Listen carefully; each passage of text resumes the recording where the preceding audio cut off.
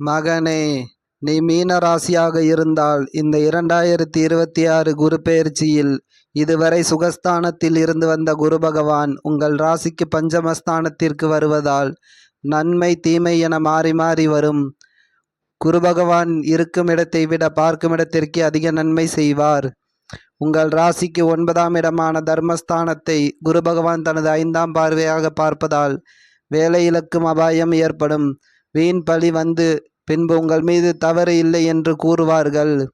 உங்கள் ராசிக்கு 11ஆம் இடமான லாபஸ்தானத்தை குரு பகவான் தனது 7ஆம் பார்வையாக பார்ப்பதால் லாபம் சீராக இருக்கும்.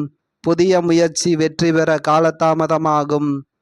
உங்கள் ராசியை குரு பகவான் தனது 9வது பார்வையாக பார்ப்பதால் இதுவரை தான் எல்லாம் என்ற எண்ணம் மாறும்.